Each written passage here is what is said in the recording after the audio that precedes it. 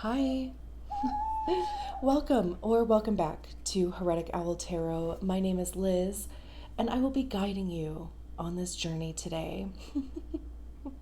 So this time around, we're going to be using the Guardian of the Night Tarot, and then Spirit of the Animals. So they both kind of have like animal vibes to them, which is kind of cool. Anyway, I don't really have much else to add to that. I hope you're all doing well. And yeah, without further ado, let's just get into it. So, if you're here, well, you are here. So there's that. But you would be a Sagittarius, Sun, Moon, Rising. Maybe you know a Sagittarius.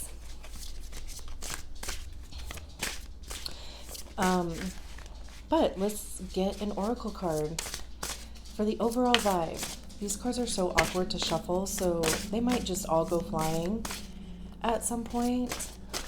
That's happened a few times.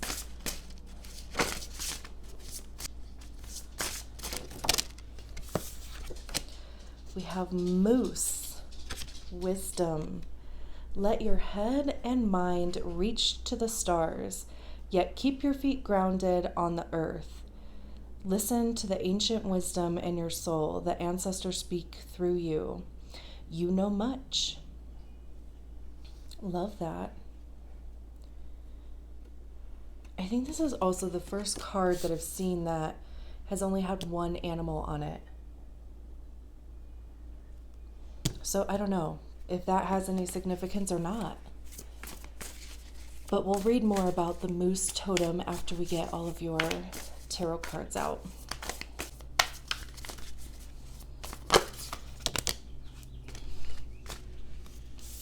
We have the Eight of Pentacles, King of Pentacles, love that.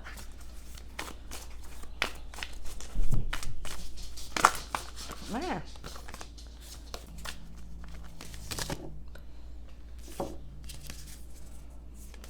I was going to say if that was 4 cards, but it is too many.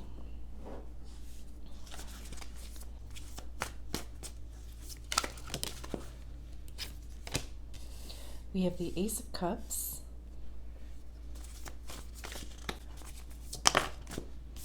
Two of Swords, which flipped over like at some point, but we don't take the flippers, we only take the jumpers, if that makes sense. We have the Knight of Cups, and the King of Swords. Very interesting. 2 kings. The Nine of Cups at the bottom of the deck. Love that. 9 of Swords.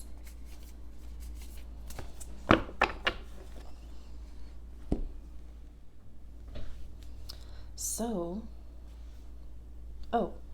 we're gonna read about the moose. All right. You look at that. I will read from the book. It says accomplishments, opportunities, self-esteem, worthiness, greatness, majesty, wisdom from the elders, instinct, honor, longevity, steadfastness, fearless. The moose is a powerful totem. It is a unique energy with many contradictions, awkward yet graceful, and plain but beautiful. Moose are masters of wisdom and perception. In spite of their large size, they are swift, confident, and fearless. Moose people always have a strong presence.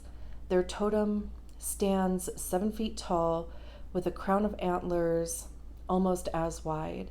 Their antlers are said to act as antennae to the secrets and teachings from the wise ones. If moose is your totem, you are a mystic and sit in the council of the ancestors.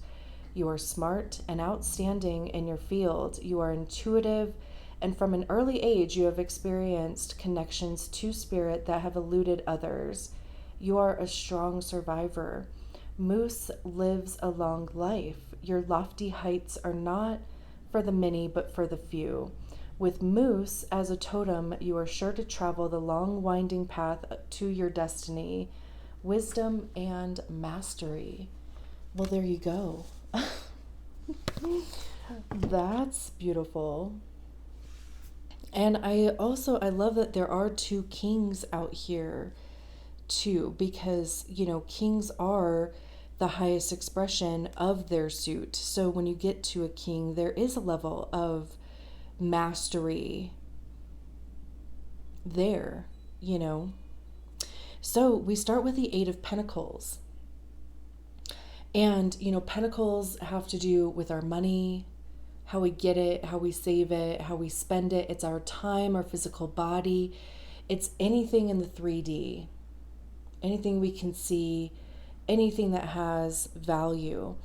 And the Eight of Pentacles is about recognizing the importance of putting practice into a craft in order to materialize it into the 3D.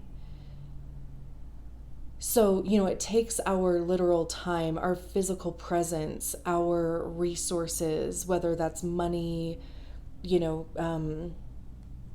knowledge, people, to master that thing.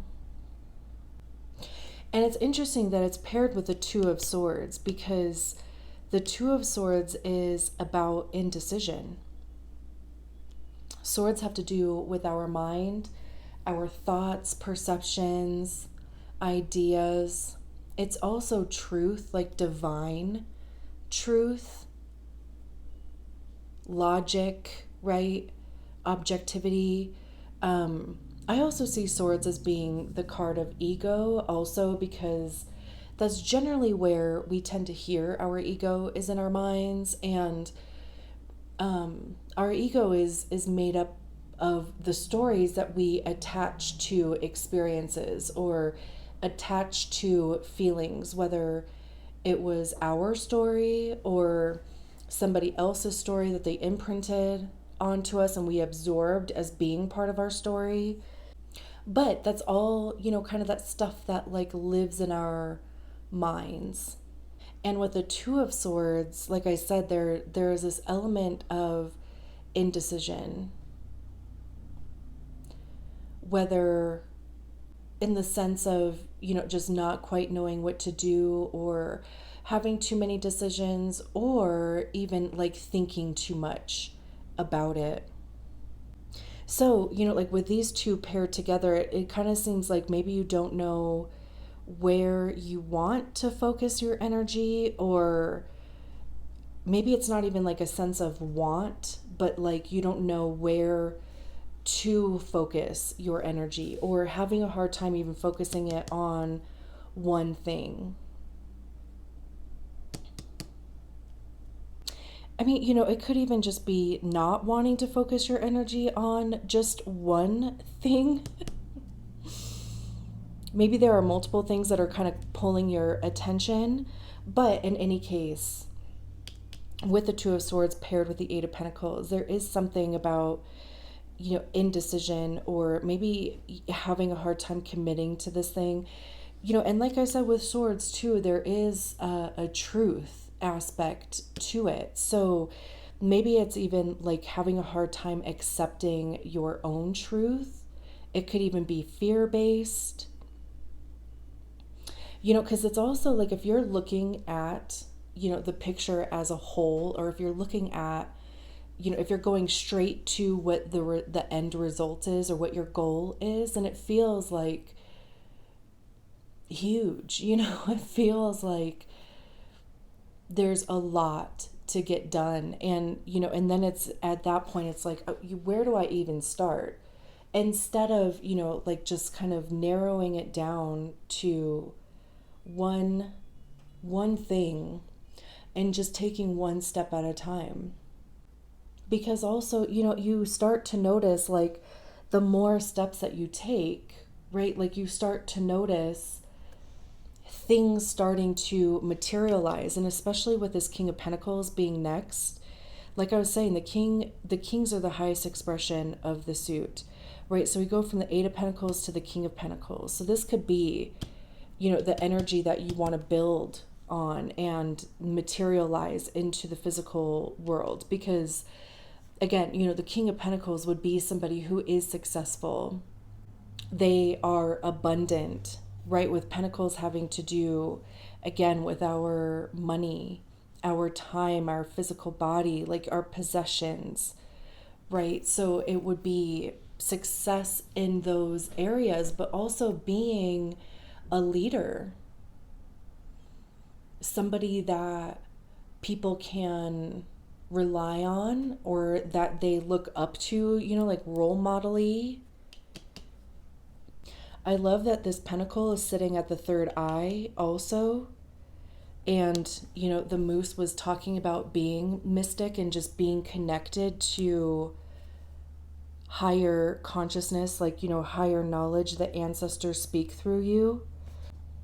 There's a grasshopper at the top of their head too. I'm curious if they mention grasshopper. I feel like grasshopper is about luck. And I'm thinking about Mulan. The amount of times that I reference Mulan in tarot readings is so funny. I guess it's only twice, but the grandma gives Mulan a grasshopper for luck, right? It doesn't look like it, but for cattle, it says grace, nourishment, sacred guardianship, good fortune, and focus. So yeah, that definitely feels like a goal. We have the Knight of Cups next. It's interesting that these three cards have the lotus symbol also. That could have some type of significance. There's also these, I think those are cherry blossoms. And, the Knight of Cups is like the knight in shining armor of the tarot. They're kind of the ones that are going to come in and save the day. Knights are messengers also, so they generally bring in a message. Cups having to do with our emotions, so it's something that hits you in the feels. It can be an offer of love in some capacity. You could be offering something that you love. I mean, this doesn't have to be another person. It could be you offering something that you love to somebody else or other people. We have this cup down here too, right? The Ace of Cups here, and then we have the Ace of Cups next. And, there's this kind of halo around the Ace of Cups. So even again, like going back to the ancestors speaking through you, just being connected. But, like connected through love. We have the physical plane, we have the emotional plane here. And then, we do have the Ace of Cups, which is a new opportunity. It's very, cups are very heart space. It is love, but it doesn't necessarily have to be romantic. It's what is your relationship to love? Like how do you give yourself love? How do you give love to other people? How do you receive love from other people? And the Ace of Cups, we can see that it's overflowing. We have this white feather here, which again is usually a message from, like an ancestors or a past loved one. There's a few white feathers in here. So, it's interesting because like the whole reading is just like, this big thing about being divinely guided, being really tuned in. And it started with the moose, right? Like the moose was the one that was talking about it. And then it's just kind of confirmed or validated throughout the reading. But, like this is more about you. Like then we move on to the Two of Cups, which has more to do with sharing that cup with somebody else. This is more about like your cup being full. So, whatever this situation is, it is going to fill your cup to the point of it running over, overflowing. And then it's like, from that point, you have so much that you are able to share and you want to, right? And that's when we move on to the Two of Cups, which, I know we don't have the Two of Cups out here, but I'm just pointing out, and it's interesting too that I mentioned at the beginning that the Moose card is the first card I remember seeing in these readings so far that's had one animal on it. The other cards have had at least two on them. So it's interesting that the Ace of Cups comes out here because it is, like making sure that your cup is full, making sure that you are taking care of yourself, making sure that, you are pouring into your own cup, because whatever this is also going to be pouring into it. It could even be a new opportunity that's kind of birthed out of a place of love, because it is coming after the Knight of Cups. So there could be an offer coming in that is going to hit you in the feels, something that you just really feel good about. And that's where, the Ace of Cups can come in. And then we have the King of Swords, mastering the mind space. This is also somebody, owls represent wisdom. Let the ancient wisdom, or listen to the ancient wisdom in your soul. This could be even communicating that, because obviously, when you get to king status, you are usually, right, like in charge of a kingdom. They're also, standing on top of the Ace of Swords, the Sword of Truth. It's also, being able to communicate your ideas clearly. And especially paired with the Ace of Cups, it's also being able to communicate your thoughts and feelings clearly. And since it is the headspace, there's an analytical quality to it, clarity of thought. There's also a confidence there. And then we have the Nine of Cups at the bottom of the deck, which is wish fulfillment. And again, with it being individual, because the Nine of Cups is, nines are when there's a sense of completion individually. You have reached a point of success. Like you have emotionally, right? Like you feel good. You feel fulfilled. You feel purposeful. There's a level of individual completion with the nines. And then when we move on to the 10 is when it's a completion with everybody, with the group, with the family, community. That's when other people come into play. So that's very interesting. But this is the card of wish fulfillment. You are getting what you hoped to get. And then we have the Nine of Swords right behind it, which is kind of interesting because this is the second time that I've seen the Nine of Swords in these readings. And both times I've seen it, it has been behind the card on the bottom of the deck. So it just kind of gives me this feeling of this like underlying, like right below the surface, this like kind of worry or concern, doubt, anxiety, because those are all of the attributes that come along with the Nine of Swords. But again, it is a completion. So there is a level of completion that you are recognizing with the Nine of Swords, where it's kind of like these things are holding me back now. And I can recognize that these things are holding me back. So, like releasing those things. We also, have double nines. Very cool. I'm going to leave it there. Thank you so much for allowing me to read your cards. I will talk to you soon. Bye.